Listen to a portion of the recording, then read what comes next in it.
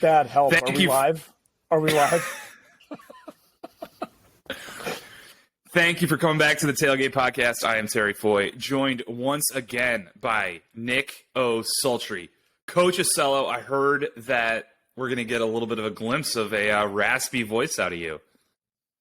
Listen, I'm going to get ahead of the story right now. I'm in Kansas City. When you get me, I'm not the guy that shows up and says, hey, guys, watch me sting a corner 75 times in a row. Thanks for the check. How you doing? See ya. I'm out there. I'm taking defensive shifts. I'm screaming rotate as loud as I can. I'm a little sunburnt. I didn't put SPF on the head because the Kansas City sun just was peeking through the clouds, so I didn't think I needed it. Turns out I did. And more importantly, I go out. I'm the best coach with the kids, but we're gassing beers as a coaching staff after the camps and clinics. So we go to a loud bar. I'm not going to not be the man with hilarious stories and anecdotes and whimsical, wacky nature, Nick. And I so just it was a lot on the vocal cords. It was a lot on the vocal cords. I did give up carbonation for Lent, so I was drinking vodka waters. Okay. Kind of a weird move at like a sports bar to be like, could I get a vodka water? I'm a 78-year-old woman, and where's your cigarette vending machine? I need to re-up my Virginia Slims. Vodka water, 2 limes, please, 2 limes. Yeah. So, with that being said, hey, it's starting to become spring's right around the corner. We saw a full slate of snow in February games just to get us nice and cold and humble. Basketball's picking up. We had some sixes stuff that we'll talk about at the end of the episode, but I'm full on like enjoying my life as a sports fan, which some people get that Super Bowl, that post Super Bowl lull. Maybe these games don't really matter, but for the 3rd week in a row, I'm going to say these games are so much more fun now that I gaslit myself into thinking that everything matters way more than it does because Notre Dame got incriminated last year. And Terry, let's just start off with the statement victory of the decade. Notre Dame is so sick. They absolutely, off the top turnbuckle, RKO'd Georgetown into Bolivia. Is this the year Notre Dame takes it all? We'll see. So to put my other serious hat on, I thought they did, generally speaking, everything well. And that was the thing that most impressed me in their 15-8 victory. Not a single area in which they didn't look at least solid. They jumped out to a 9-3 lead after a somewhat close first quarter. Another big story is Brian Tevlin. He's a do-it-all guy. He was taking shifts as first-line midi, second-line midi, short-stick D midi, goalie. I think he made some hot dogs at halftime. I think that he drove the bus home. This is a guy, you tell him to jump, he says how high, and has bunnies out of the gym. Chris Fake shut down Dordovic. Eric Dobson shoots absolute piss missiles. He had 3, as did Gray and Chris Kavanaugh. Terry, what do you take away from the first true statement win for this Irish team?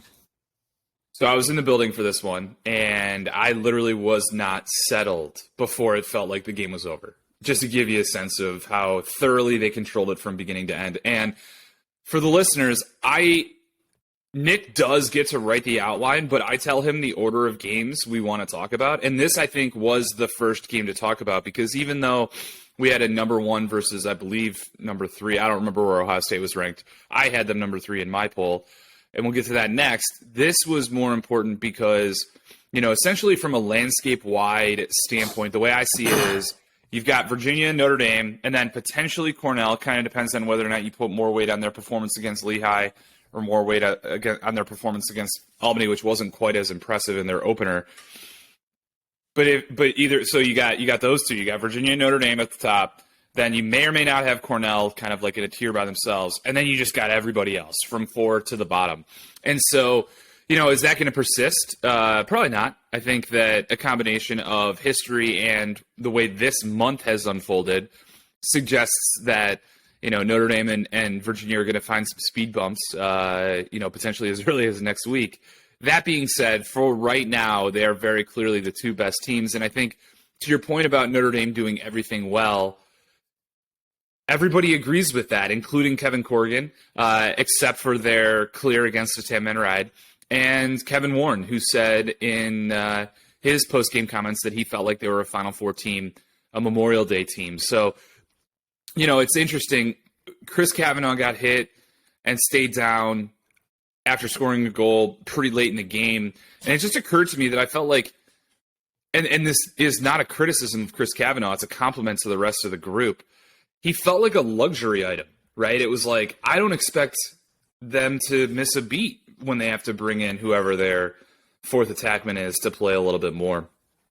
I think Bryce Walker, it was Eric Dobson on Saturday, and that was important because he represents something that just changes the way defense have to approach, right? When he is hammering 16 and 17-yard step downs, it just stretches defenses so far. And then when they're stretching out to him and closing out aggressively and playing him at greater distances than you would pretty much anybody else, and then he puts he throws the sword in the sheath and runs right past you on a face dodge and stings it on the run. Well, then all of a sudden the scramble drill gets even more chaotic and more difficult. And so when he is on and when he scores early, what it does to defenses is really, really important. But Bryce Walker, I went back and watched the Cleveland State and Marquette games and came away with even more impressed by him than his stat line suggested. And, I've said and written for the first 2 weeks that the most important storyline of the first half of their season was going to be Jeffrey Riccardelli or in that role of the third attackman, because Jake Taylor's insertion into the starting lineup keyed or coincided directly or caused the second half season run. So what were they going to look like early in the year without Jake Taylor when he, tore his ACL again? So, and they're getting production, right, from that spot, and they're getting production from, all over their midfielders. You mentioned Brian Tevelin, and certainly he was awesome, but Quinn McCann was essentially the same thing. Brian Tevlin played long stick on man down. Like, have you ever heard of a midi doing that? Is that crazy? Well, I guess. You do it in Colorado, high school. Yeah, like 4A. Well, first off, that's one of the toughest divisions in all of, high school lacrosse in the country. But no, for a good, a damn good college lacrosse team, having someone to step in with a pull on man down is representative of something that's impressed me from the get-go with this Notre Dame team, which is a higher IQ than certainly my tenure there. Because, like you said, Dobson stretching the defense makes it such a worse situation to game plan against when the prevailing threat is good passing and predicting where the defense is going to be and feeding the crease. I feel like the attack, well, yes, they have some good dodges. Yes, they have. It's that collective IQ that if you're not paying attention off ball, it's going to be a, kind of game over situation. And I am going to try and respect the listeners and not just make this the Homer Notre Dame podcast. Of course, we're the best team in the country. We're the most handsome, coolest alumni. Terry, is this panic time for Georgetown? This and teeing up the spectrum of is this team good versus did their opponent play bad, I felt like was a theme for this weekend. So kicking off with this spectrum, Georgetown panic button. How hard do you hit it? Yeah, that's actually a much better question than is it panic button time, because the answer is both yes and no. It is panic button time from the standpoint of now is the time to make drastic changes, but it's not panic button time in the sense that, they beat Princeton. Obviously, Princeton lost to Maryland yesterday, so who knows what the Tigers are going to look like. But, they beat Princeton. They beat Villanova, who got a nice win on Sunday over Delaware, a previous top 10 team. They beat High Point and Richmond in their non-conference. Like, you're looking at 4 top 20 wins, potentially 2 top 10 wins from that group. That is a reasonable resume to get an at-large bid and be on the borderline of hosting a game. So their season is still in front of them, despite the fact that they are 3-0. The difference, and it's funny because, I spent a lot of time thinking and talking about this, even though I'm not going to have Georgetown in my top 20 on Monday. But I am going to talk about them in the context of dropping out. And I think there's a lot of there are a lot of Georgetown haters. There are a lot of Georgetown haters, and they chirp me a lot, as if I'm like a Georgetown proponent. But whatever. you know, it's Okay? as Are if you they gonna be able to didn't get beat. through it? But It's sorry, as if they. It's as if they didn't beat Penn and Notre Dame last year. Like, those games actually happened. And then when you start to make the argument, well, that was last year and this is this year. And first of all, like, Gibson Smith and Owen McElroy and Alex Mazzone are awesome. Like, I'm not gonna dismiss that. But at the same, and Dylan Watson too. And I'll come back to that. But at the same time, they also played well in scrimmages against Maryland and Virginia, who are good, right? So, you know, the issue is they may have played well and just lost to Hopkins and Penn, and maybe they didn't play well, right? That's kind of in the eye of the beholder as far as the coaching staff is concerned. But it is very clear they did not play well against Notre Dame.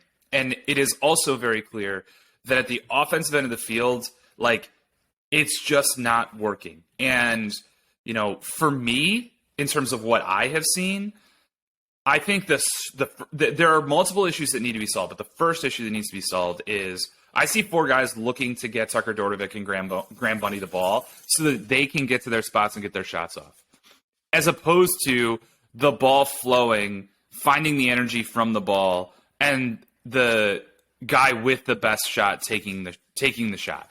And, you know, it's a combination of guys deferring, passing up looks, not being assertive as Dodgers.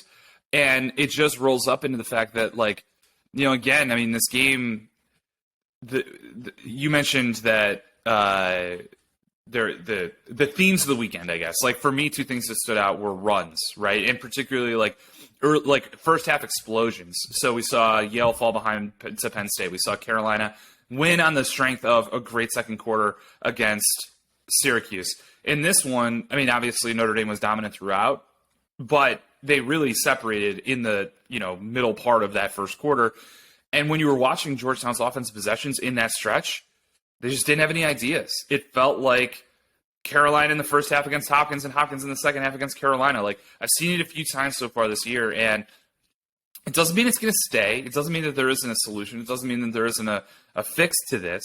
It just means that right now they're pretty bad, especially compared to the talent that we know that they have.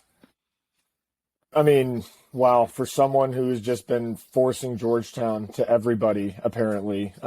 Interesting to hear you give some good critiques.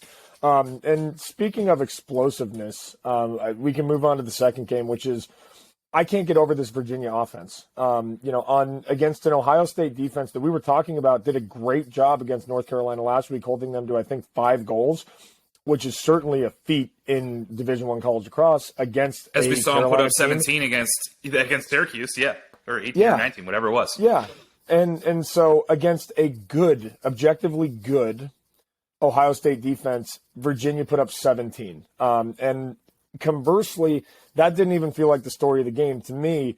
They held Ohio State to 6. So an 11-point win that just makes UVA, you know, if you were scared of them before, which you should have been, I don't know how scared you can possibly get. Cormier had 7, which led the offense, and an impressive performance from Cade Salstad.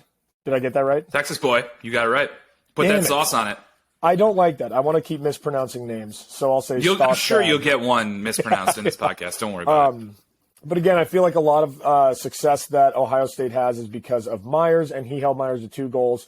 And a 7-4 lead into half. This is what makes this Virginia team scary. They were up 7-4, which doesn't feel like an insurmountable lead. In fact, I would say that that's pretty close. Ohio State's probably feeling good about themselves. They just come out and blow the doors off of them, again, with that final score being 17-6. So 7-4 turning into 17-6. You know, just the ability to put teams away and take, like, 1 quarter of good Virginia lacrosse is the most powerful thing in Division I. And how much weight are you putting on this game for, like, the who is good eye test? Not a good look for Ohio State. Yeah, no, I mean, I'm putting a lot of weight on it from the standpoint of Virginia is clearly the number 1 team, which, you know, based on what I saw from them in the fall, what I heard about them in the, you know, kind of early season scrimmages, and even, you know, what we saw from them from game 1, I was still not like lukewarm. It was just I could be convinced that there is a better team.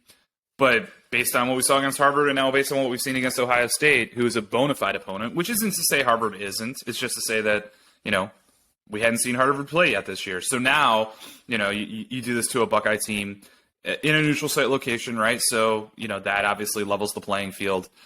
You have to take notice. And you're right in terms of the clamps, the second half clamps, the 2 goals in the second half. It stands out for sure. I think the Kate Stostad point is an important one, right? And I compared it a lot to, he got injured last year. Brett Makar was playing with an injury. The way that Cole Kaestner, and I love Cole Kaestner in terms of his game, right? Like just the ability to be disruptive as the guy who covers the opponent's second best player. And that means that you have a little bit more opportunity to hedge and slide, double from the backside, play passing lanes and pick passes off. And he did all of that. And then, be on the inside, right? Because you're in a supporting position when a shot comes off. So you're in a position to pick up the rebound, or if the Dodger tries to get to the dirt and he runs into 2 sticks and the ball's on the ground, you can be there too. Like, he's just a very productive player. And all of that is to say that, like, there was a point at the end of last season when I thought that Ajax Zapatello was better than Brett Makar, and I thought that Cole Kaestner was better than Kate Stostad. But ultimately what it comes down to is taste. And if you're a coach, and most coaches are like this, who are just like, I want the guy who's going to guard the opponent the best. Well, Kate Stostad is better.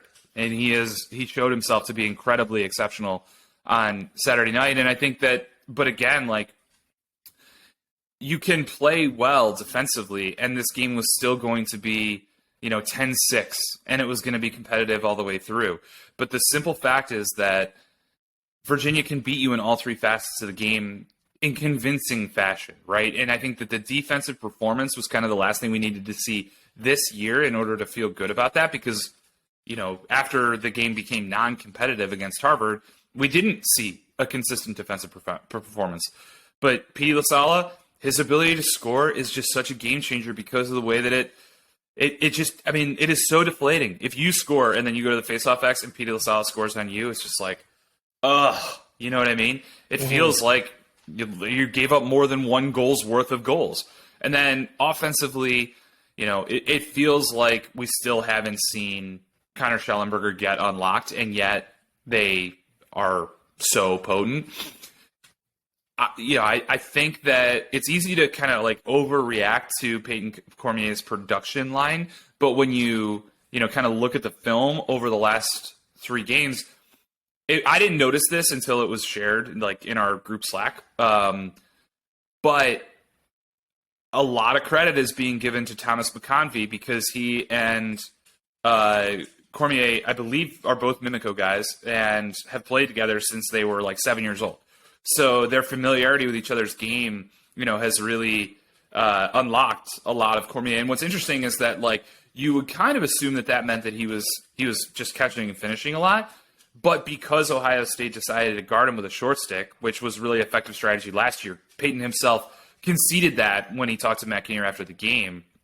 You saw more dodging out of him this game. And that level of versatility, and particularly that level of athlete. I mean, we have made a lot of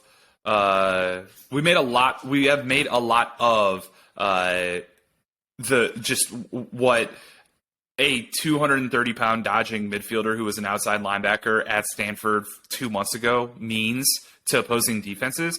But we also have this 235, 240-pound Canadian who might not be in the best shape, objectively speaking. But in terms of good shape, and they're still nasty. So, in terms of how he wants to play, like, momentum equals what is it? Equals MC squared. Energy equals force times mass, or I don't know. You're the mathematician. You're the Notre Dame degree. Mass times acceleration.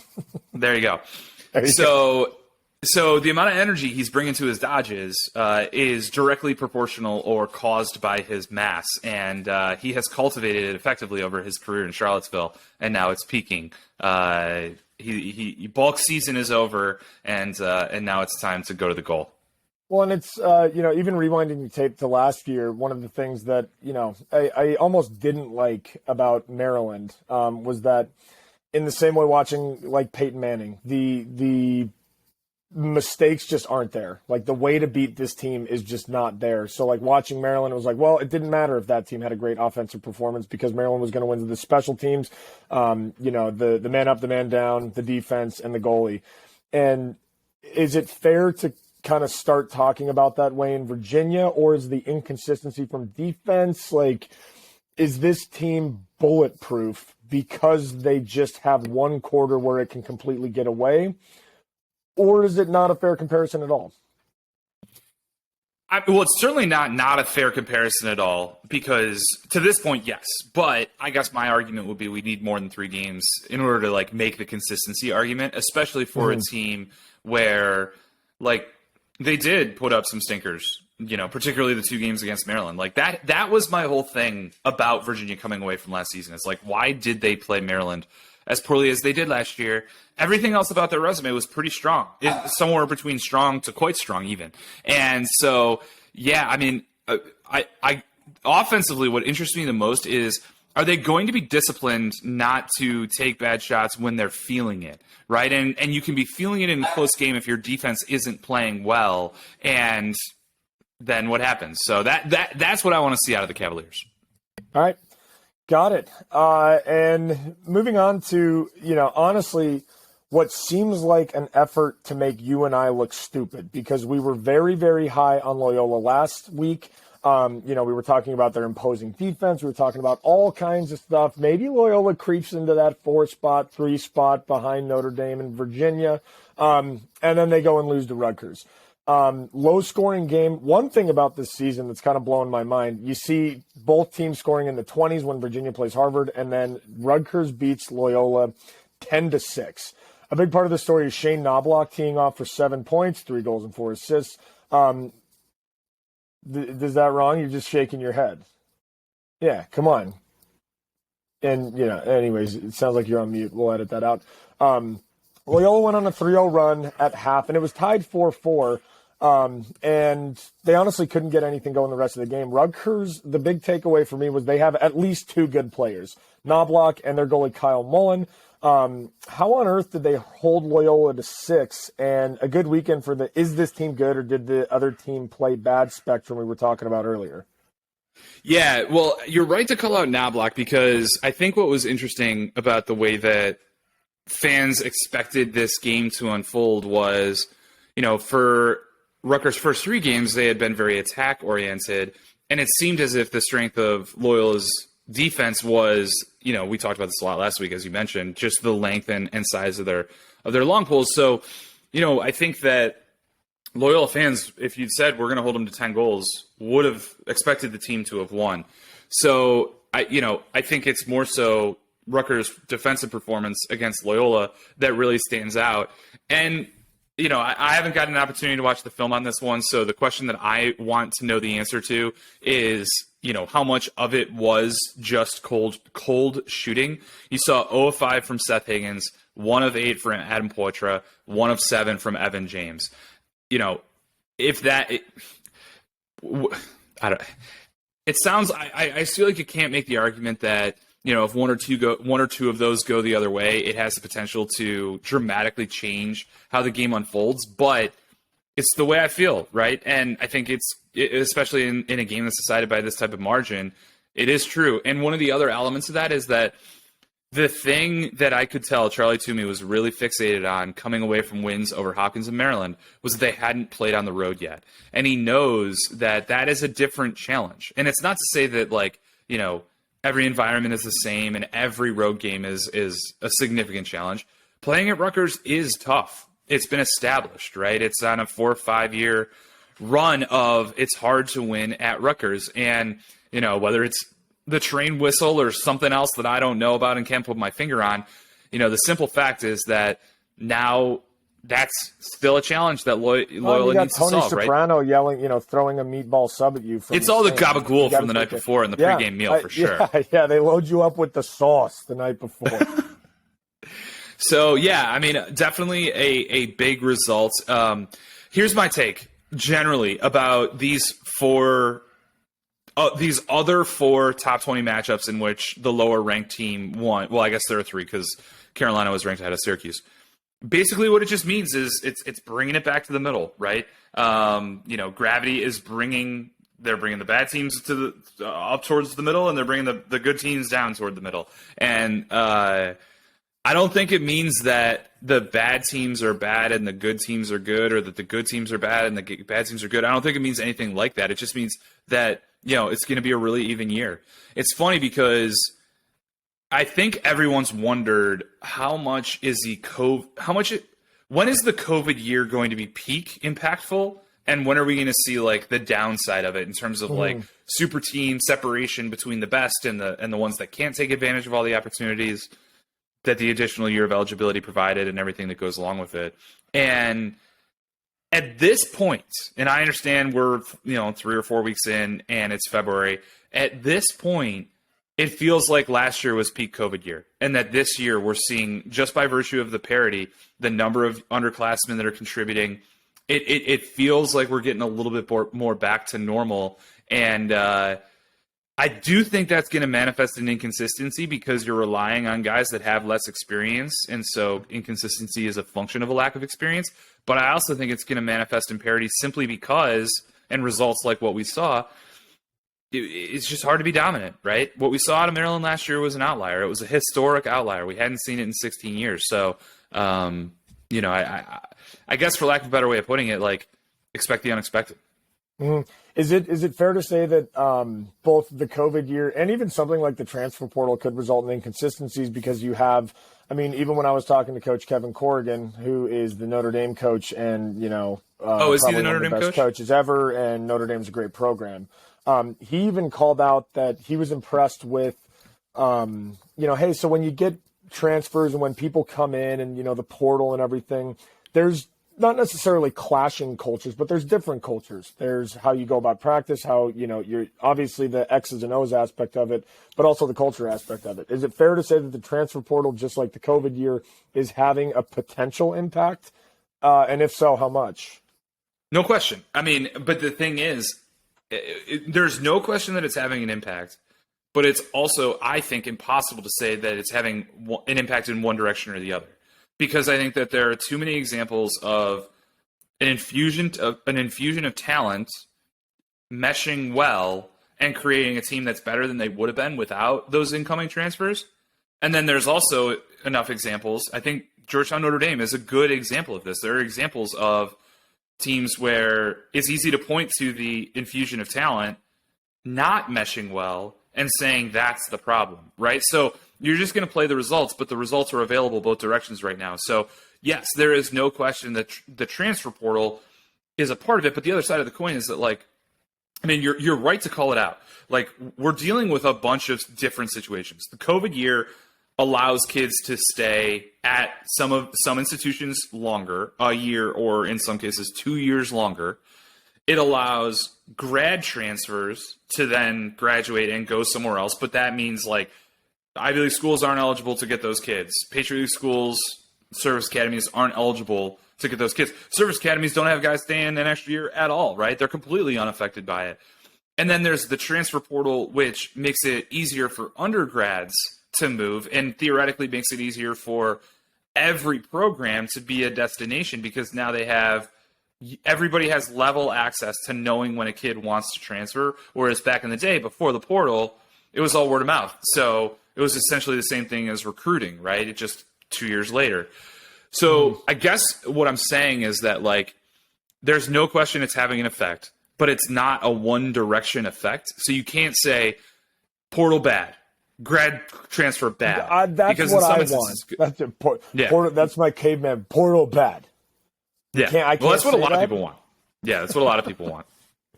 If you tell me one more time that there's nuance and gray area to a subject that I just want to say bad or good, we're going to have a lot of problems. But again, that's why you're the nuanced smart guy, and that's why I'm the guy who threatens to fight people on Twitter and then backs down in real life. So moving on to the next game, Duke versus Penn. I feel like this was tabbed almost as a specimen off, and the headline being Sam Hanley versus Brendan O'Neill. Major credit to Wilson Stephenson, who kept Hanley in check. Did I blow it? Well, you just did it on purpose. There's no way you thought his name was Stephenson. Maybe. Stevenson. Did I get that right? No, it's Stephenson. Stephenson. Right, good job. I the H is silent. So credit to him. He kept Hanley relatively in check all game. Again, we called it out kind of going off of explosive quarters. Duke took control in the second quarter, rattling off 6 straight, and then kept Penn scoreless for almost 25 minutes in a row. And by that point, it was relatively game over at 8-2.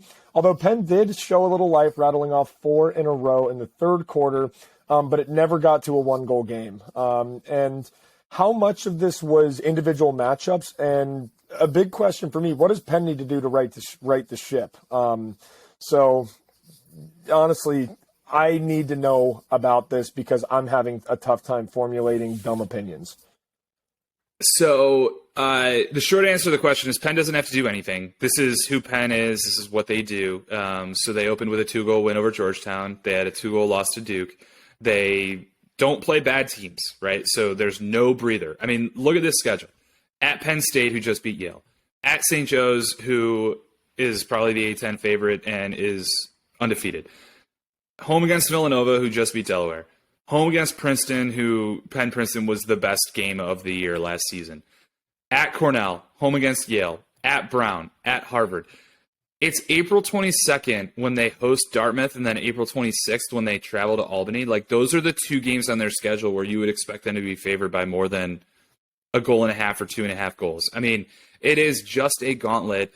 And if history is any indicator, and it's not just 2022, we're talking like basically the entire Mike Murphy tenure, but certainly the last like 4, 5, 6 years, all these games are going to be 1 and 2-goal games. So what it's going to come down to, and this was something that I spent a lot of time talking to Sam Hanley about, is do you get better at winning close games? Because if you're talking to an analytics person, they basically say the clutch time performance reverts to the mean, right? And that if you are really aberrant in clutch time one season, it's like turnovers in football. Then you're going to regress to being either bad or average the following year. And then there are some outliers. And, the Phoenix Suns are an outlier in terms of how good they are in clutch time because Devin Booker and Chris Paul are excellent clutch time players. We're going to find out whether or not Penn is a 700 team like they were in clutch time last year, a 500 team, or a 300 team. And it's going to be the difference in how their season goes because they're not going to play in blowouts. Like they just, it's not who they are. So conversely, they take on Duke, who was coming off of an overtime win over Denver at home 8 days prior. A game that you can kind of spin bad, right, in terms of what we would expect Duke to do against the Pioneers, who are outside of the top 20. But Denver played really well, and so it wasn't like it wasn't like they were playing the 30th best team in the country on the basis of the way that Denver played that day. And so you look at that, you say, all right, they rebound from a loss to Jacksonville. They beat Denver. They go to Franklin Field. We haven't talked about the conditions as being impactful on any of these games yet, possibly because one of them was played in Florida that we've already discussed. But all I'm trying to get at is that analyzing this game is one of the most fruitless exercises because Penn is always only going to play close games. Duke has already shown themselves as being very inconsistent. And so if you're trying to take what happened on Saturday and use it to forecast what's going to happen in the future, don't. What we are trying to find out right now is are Penn and Duke between the 7th and 16th best teams, or are they between the 4th and 12th best teams? That's the question. That is the only realistic question that we can try to get an answer to at the moment. And I don't know. I feel if you put a gun to my head right now, I'm going to take that. I'm going to take that higher tier just because it's a bet on the talent. We'll see. Yeah, I love that analogy of Penn and Duke need to be playing a lot of other teams that aren't each other to show what kind of teams Penn and Duke are because they're cut from the same cloth. Well, you say that, but I would say no, we know who they are. Penn's just going to play everybody to a 1 or 2-0 game, and they're going to win some, they're going to lose some, and it's just a question of do they win a few more than they lose, or do they lose a few more than they win? Whereas Duke, they're going to blow Virginia out, right? They're going to beat Virginia by 10 goals. They do it every year, and so it's not going to happen until mid-April. Just put it on the calendar right now. But then, they might lose to St. Joe's. right? So I think that game already happened. If it didn't, no, it's coming up. I don't know. But either way, like, the point is, like, don't try to figure out who Duke is. Duke is going to be determined by how good Duke's NCAA tournament resume is going to be determined by how good Syracuse and Carolina are, essentially. Got it. It's the only thing that matters about them. Yeah, they're going to go, 11-5 or 12-4, and their seed or playoff selection is going to be determined by two teams that are not them. I mean, just speaking from a podcast improvement standpoint, what a segue. Oh, Duke's going to be, they're going to figure out when they play Carolina and Cuse. Speaking of, Carolina and Cuse played. I watched a decent amount of this game. For me, it was just an inconsistent game for the Orange. The final score was Carolina 19, Syracuse 13. So Carolina walks away with the win in the Dome. If you think the Dome is the best place to watch college lacrosse, take a hike. It is not. Honestly, Carolina looks like. Nope. It objectively is. Nope. Yeah. Beautiful Always day on 70 degrees. Beautiful like day in South Bend. Yeah, it's like you're outside. How about going outside, dorks? Touch grass. But yeah, touch grass, dorks. Carolina, honestly, a relatively balanced attack led by Logan McGovern, who went 4-4. Syracuse man up was honestly awesome to watch. They went 5 for 10 and had some viral clips that you might have seen posted. But it was another case of UNC jumped out to an early lead and maintained it throughout the entire game. Both teams had flashes of brilliance, but I feel like that spark, that 5 minutes where UNC took a lead, was ultimately decided the fate of the end of the game. And who has a higher ceiling between these two teams is kind of what I came away with. I'm curious. This year it's Carolina because they're old, and I think being old is really valuable in college sports. The downside of bringing old guys, transfers, and some of these guys have multiple years left, is you only get them for a year or two. So you have to kind of immediately concern yourself with either, are you backfilling from your current roster, or are you going to bring in more transfers? So, from an intermediate and long-term standpoint, like next year and the next 2 years after that, it's Syracuse. But, I'm going to take a victory lap on this one because, to me, this game did not unfold how I anticipated it was going to. So I'm not taking a victory lap on that.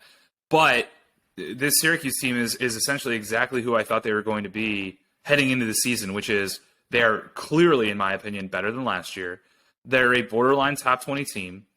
They are capable of doing a lot of really good things, but they just haven't developed winning habits because young players don't know how to win college lacrosse games. You win college lacrosse games in very different ways than how you win high school lacrosse games, and you have to learn how to do it. And not only that, but you also have to learn how to not lose them too, right? You tend to win them between like the 5-minute mark of the third quarter and the end of the game, right? The last 20 minutes.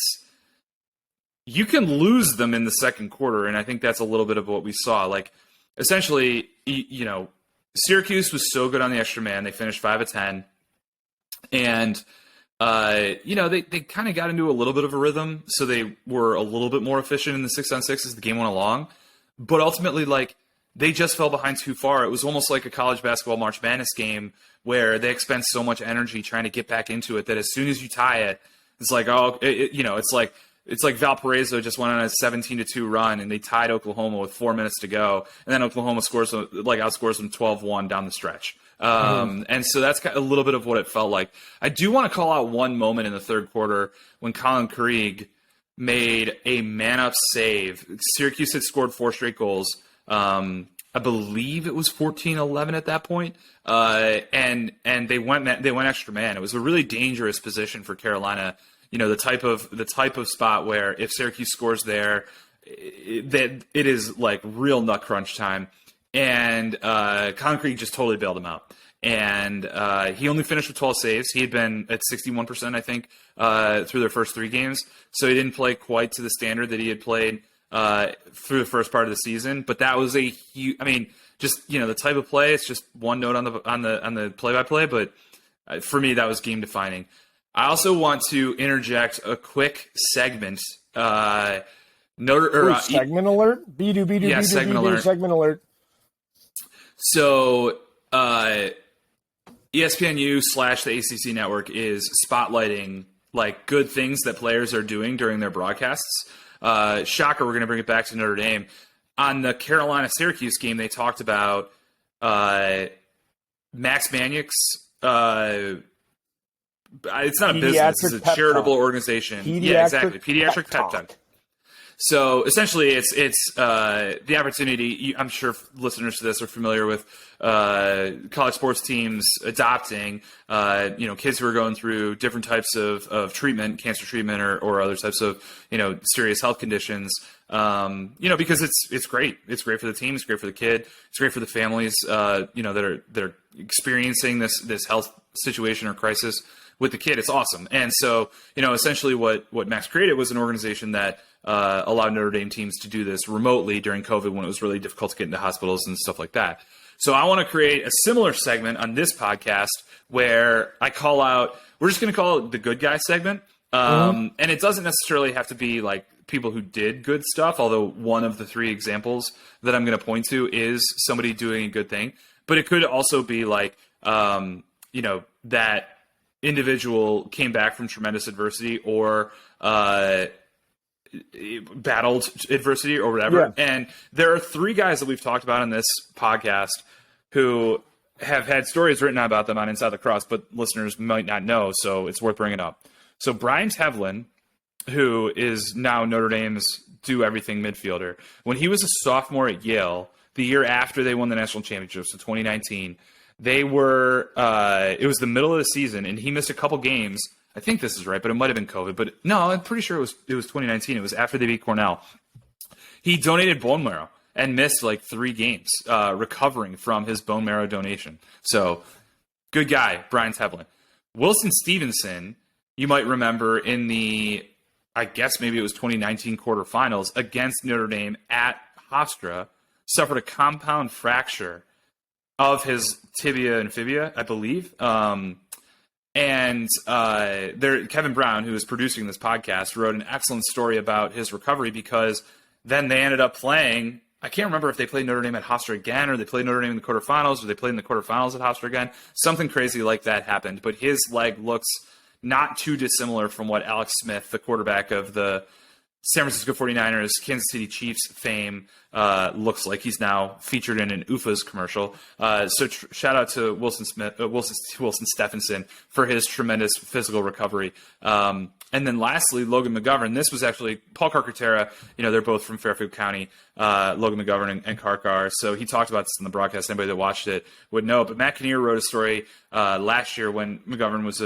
finishing up his career at Bryant about how he has battled cystic fibrosis his entire life, which is a very, very dangerous disease that affects essentially like mucus developing tissues and creates a lot of problems, specifically with your lungs, but a lot of other tissues in your body as well. And Matt Kinnear has had people in his life who have been affected by it, so it was a really, kind of significant story for him to tell. But the fact that Logan McGovern is like 5'8", 160 pounds, and has battled with this his entire life, and is dropping 8 points on Syracuse's head in the Dome, when they brought him in, I don't know that they would have anticipated him starting because he and Dom Petromalo theoretically were going to be the lefty attackman.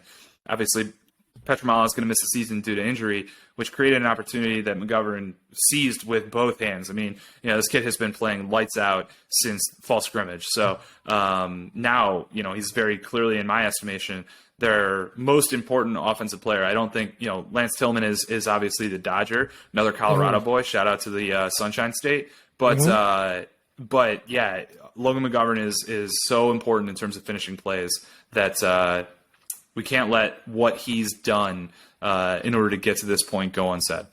You know what? I like that, the good guy segment. So let's put this on the listeners a little bit. If you guys have a good guy shout out, or if we want to hear about it. Something cool, I want to hear about it. Terry might try to blackball the story. I want to be the guy that you reach out to so that we can spread positivity. And maybe we start recording on Friday, get a little positive Friday action. But no, 3 great call-outs right there. Really cool stuff. Moving on to the next game. No good guys playing in this one at all. Yeah. I didn't say that. That was Terrence Foy. Maryland Princeton in what was slated as a pretty big matchup. Honestly, it was Maryland who ended up winning 11-5. I feel like a big story was the first ever start in goaltender for the Maryland Terrapins, freshman Brian Ruppel, in his first ever start, and he played phenomenally, honestly, with 14 saves, and he kept Princeton to those measly 5 goals. The Terps O was led by Daniel Maltz, who had 4 goals. Jack Horace had 3, but their defense and goaltending stole the show. Terry, coming into this game, Princeton had scored 22 and 14, albeit against lesser opponents. How is it a team that's that objectively good? That's never easy to do in Division I. How are they held to such a low total? So I don't think there's any question Maryland's defense is playing better. Probably better even than they did a week ago against Syracuse, and certainly better than they did against Loyola. The short answer is I don't know enough about goaltending play specifically, and we've talked about this a couple times already this season on the podcast, but the relationship between the 6-man unit's confidence in the goaltender to make the saves that the defense is designed to give up relative to their likelihood of making mistakes in other areas, right? But I think, one of the things that was so interesting about that Loyola Maryland game was how clear Loyola's offensive game plan was to avoid Brett Makar, Ajax Zapatello, and John Geppert, and attack Colin Burles and the 2 short sticks, whoever was on the field at the time. And I would imagine that Maryland has spent a lot of time figuring out ways both to reinforce the performance of those 3 guys, right? But then also, create situations that take away the offense's ability to dictate on those terms. But it's also a personnel function as well, too, right? If you don't feel as comfortable initiating with your 3rd attackman or your 5th and 6th midfielder, your 5th and 6th offensive option, your 2nd and 3rd midfielder on whichever line, then you can't necessarily deploy that strategy.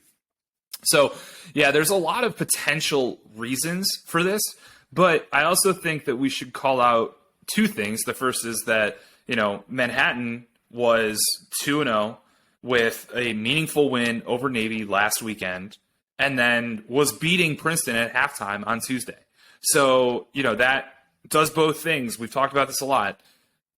It makes you wonder how good Manhattan is, but it also makes you wonder, is Princeton not as good as we reasonably would have expected they would be? Or is it just early in the season, 3 days rest, maybe looking ahead against Maryland, team that they lost to last year, et cetera. And then I guess we get to the point where it's their biggest question coming into this season was, how are they going to replace Chris Brown? He was their offensive starter. He was their assist man. And, they have so many pieces. It looks like it, I think, through the first 2 games against Monmouth and Manhattan, it was very clearly going to be Coulter Mackesy. And there's just a difference between a Brett Makar or Ajax Zapatello versus who he had seen so far this season, who he's ever seen in his career, because he had never been drawing number 1 defenseman. So I think that's an area to see growth. And not only that, but also, that's probably true for Braden Saris as well, who had been a really, nice contributor for the Tiger offense to this point. Their midfield is excellent. Sammy English is, arguably or one of the best offensive initiators from the midfield. And beyond that, they've got, Alex Verdaro, who can also dodge poles, create offense. They've got Jake Stevens, who does everything. And then they've got additional depth, whether it's young guys or returning guys as well. So ultimately what it all kind of swirls up into is that, yeah, they lost because they only put up 5 goals, right? You can accept 11 goals, giving up 11 goals to Maryland and think that you deserve to win. I should note that, we've talked a lot about goalie play. Princeton, goalie play, made the goalie change at halftime. Griffin Rackauer was awesome in the first half. I don't think they lost because of the goalie change, but it is something to keep an eye on whether or not they keep sticking with it. So, yeah, they got to score more. And I'm going to chalk this one up to adjustment of everybody seeing that level of defender kind of for the first time in their college career. I think one of the big things that I'm going to take away is we need to start calling more stick checks on faceoff guys if they score a goal. How about that? Classic. Wow. Honestly, but he got it from pocket depth, not for right. Not for the shape of the plastic. Yeah, which honestly, 4D chess move, I feel like that's such an insult slap to the face that there's no coming back from that. You call a stick check on the face-off guy and it's illegal. That's essentially goes against the Geneva Convention and, other accords and agreements of those nature. Name one other accord besides the Geneva Convention. I'm literally trying to remember the one from Marvel, the Sokovia Accords. The Paris Treaty, the Treaty of Ghent, the Louisiana Treaty of Versailles. Treaty of Versailles. Versailles is how you pronounce it. Thank you. But yeah, honestly, that was hilarious. I couldn't talk about that game without bringing it up. I'm glad you did. So for the listeners, I'm getting ready to go get on a flight. We have about 15 minutes left, so we'll get through some of these other games. The other big upset of the weekend, Penn State snatching a victory over Ivy powerhouse Yale. And Terry, as a guy who's just been shoving the Ivy League forward as well as Georgetown, it does me good to see the Ivy League have a down weekend. I know you're crying. I know you're sad about it, but what library am I going to be able to go to in order to drown my sorrows? Notre Dame's library. Anyway, Penn State snatches a victory. It kind of reminds us of last year where Penn State jumped out to a big lead and fended off a comeback. So 2 years straight of Penn State taking down Yale, not insignificant. Final score being 13-11. And 13-11 is coming off of an 8-1. Penn State was up 8-1 after the first quarter. Turns out the Ivy Leagues, your boys, can't handle getting hit in the mouth. And credit to them for trying to claw back. The closest it was after that point is 10-8, which is a little bit scary, but it never got to a one-goal game after they went up 2-0, I believe. And the ball movement was the story for the Nittany Lions offense, I thought. To get such a lead stuck out to me, the off-ball movement and conversely the expecting the off-ball movement so that when there was that flash, there was the ball and there was the finish. What's happening in lacrosse? Nobody's safe. Yale loses to Penn State. Yeah, I mean, we talked about panic buttons, and if you're Yale, you can't press the panic button. You were in this exact same situation last year. Your Villanova win just got a little bit better with their win over Delaware, so you can take some small consolation in that. Last year, it was Alaric Fyack made 17 saves. How much of that was a hot goalie? How much of it was Haluba Hall, etc.? This year, Jack Verrecchia makes 16 saves, but, in my, I had the iPad on. I had the game on the iPad while I was at Notre Dame, Georgetown. And so from what I could gather, I haven't gone back and reviewed, it didn't seem illegitimate. I felt like Yale's offense let him down, candidly. Like that, I mean, the simple facts, and I think anybody that watched the Villanova game would come away with this conclusion, like they play so fast that they're going to give up 13 goals to mediocre teams, right? It's like they can even be good. They're not good defensively right now, but they could be good defensively, and they would still give up 13 goals based on how fast they want to play offensively. And it just didn't have zip, right? And there's, I wish I had a more scientific explanation for that. Had a couple of people text me about how Brandau didn't come alive until late, and that's a statement about him. And I'd rather have my best offensive player come alive late than basically like score the first 3 goals of the game and then disappear. So I kind of dismiss that. I think that there's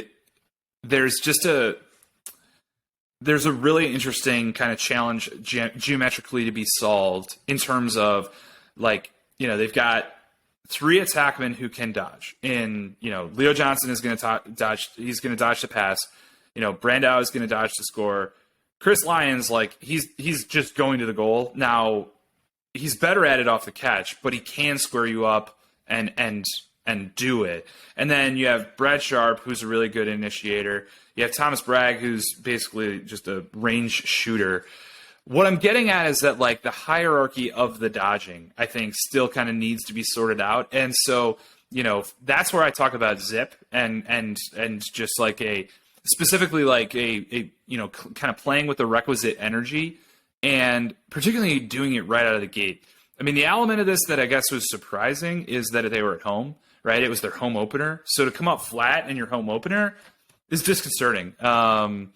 But like I said, you can't overreact because you were in this exact same situation last year. And for Penn State, it's kind of the same thing. You can't overreact positively because you were in this exact same situation last year. So, I feel like they're better, right? But if they were that much better, then they should have beaten Villanova 2 weeks ago. So, they're older, they're bigger, they're more athletic. They have a ton of organization to do defensively or work getting more organized. I'm going to watch this game and see if they made any personnel changes defensively after their first 3 games.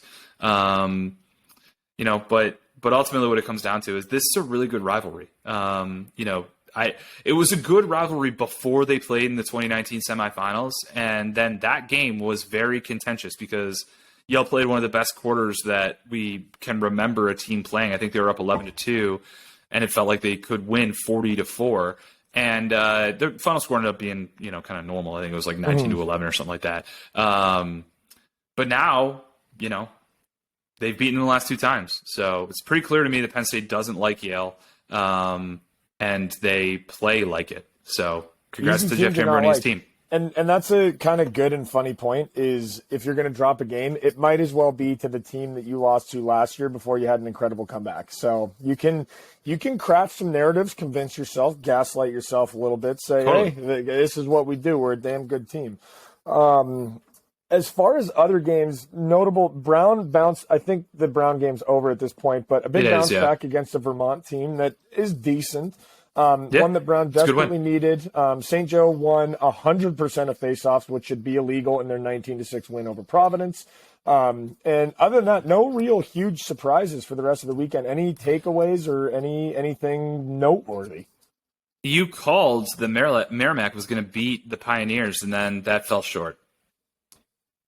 Why did you have to bring that up? Of all the things. No, hey. Shout out to Merrimack. They showed up to a hostile Denver team and played them close. So yeah, Merrimack's good. It's not a dig. I mean, they were 3-0. They sounded like played a dig. Dartmouth I'm tough. Defensive of Merrimack. So no, it was a dig at you. It wasn't a dig at Merrimack. It was definitely a dig at you, though. If so facto, a dig at Merrimack. So they're fun to watch, man. I tell you. Real quick, you want to touch on sixes? Yes. Yeah, so I went to the practices and scrimmages on Tuesday, and then I went on Friday for that final pool play action. Still haven't watched the semifinals, but I watched the championship earlier today. We're recording this on Sunday, in case you haven't figured that out by now.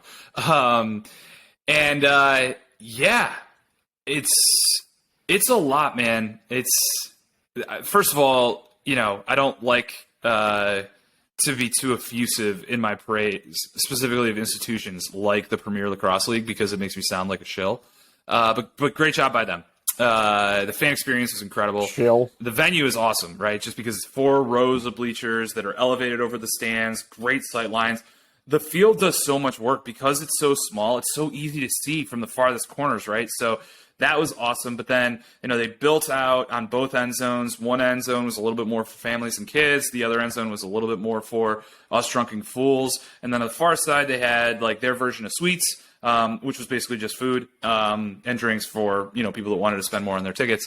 And ultimately, it was awesome because it felt like, pretty much everybody that went had some sort of specialized VIP experience. So when you take the product on the field, which is really engaging, so fast that you cannot. It's almost like an excuse for having a short attention span, because even if you were so dialed, you can't absorb it all, right? So, if you just want to watch your, look at your phone or whatever, you can just completely miss it, and you're going to absorb 20% of what somebody who was totally locked in absorbed, including the coaches and players themselves. And then, yeah, it was a really cool experience. So I think kind of a home run for them. So I'm excited to see what they do with this concept going forward. As far as the game itself is concerned, it's important to keep in mind this is not actually sixes because it has a 2-point line. And that makes it unique and interesting, but it is PLL sixes. It's very much a brand that is specific to them. My thing, and I'm going to leave it here because I know that you're going to pick up on this.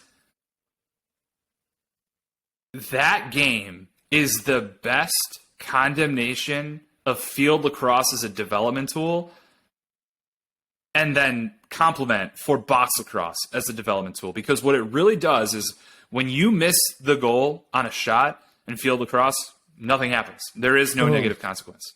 When you miss the goal in box lacrosse, it immediately switches into a test of your manhood to get the ball back, right? That is a negative consequence that it reinforces good habits like hitting the cage and not hitting the goalie. Sixes is a version that feels like field lacrosse with a very, very negative consequence if you miss the cage. And so, I just was like, there are no Canadians playing this game. There are no Americans who play box lacrosse. So it was going to be like the most field lacrosse representation of the sixes discipline. And the shot selection was just so bad early on. And the execution in order to get good shots was so bad. And then, the middle 2 days were just defined by the fact that the Atlas broke the game with the 2-point line. And the championship game was defined by the fact that, Chrome came up with a game plan in order to mitigate it, right? So, they basically instituted a full court press just to change things up, right? I don't think that they were really trying to get the ball back. They just wanted to change the tempo, make Atlas uncomfortable, and I think they did. It was perfectly timed. And then they just basically sold out to prevent Romar Dennis from getting his two bombs, and then, really kind of like emphasized a lot of, trying to limit Brian Costabile as a Dodger. It was a really interesting 5-day arc. What did you think of it? I was ready to hate it. I was ready to be a hater, and credit to me, I put that aside and enjoyed damn near every second. I distinctly recall when you have one of my best friends from high school, Walker, he's a baseball player. And he would support me and watch some of my college lacrosse games. And he goes, dude, for being the fastest sport on 2 feet, this shit's pretty slow. Like, there's a lot of downtime. I don't know why you guys are chasing the ball out of bounds like golden retrievers. This was a representation of it being the fastest game on 2 feet. I think the last 5 years have been relatively and objectively bad for professional lacrosse just because the casual fan, hey, are you still playing for the Outlaws? No, that league folded. So are the Redwoods going to play the Outlaws? No, well, that's the PLL versus the MLL. That one folded, this one. Well, aren't you broadcasting for the Seals? Well, that's an indoor one. Hey, I just saw lacrosse on ESPN. What's that? Well, it's the PLL, but it's a different kind of lacrosse now. So once the water settles, I think that sixes should be the premier way to do youth development. I think that 1st to 8th grade should generally be sixes. I'm not ready to say that college or high school should ditch field and go with sixes. I think that's for sure not yet. No, not ever. Not ever. To the casual fan, to the growth of the sport, for every relevant and important metric, I enjoyed sixes so much that I think there's a significant chunk of field lacrosse that needs to be replaced by sixes. And I was not ready to say that going in. And if you were a casual fan watching it, it made a hell of a lot more sense than tuning into the PLL Championship or the College National Championship. It took the best parts of box and transferred it to the field. I still think box is the best way to consume lacrosse just because it's such an easy comparison to hockey. But I think field was a massive step in the right direction for casual fans to give a shit. A lot of spicy takes. It's a good note to leave it on. You got to catch a flight. I do got to catch a flight. My Uber's 5 minutes away. I love you, and I'll talk to you next week. Thank you, everybody, for listening.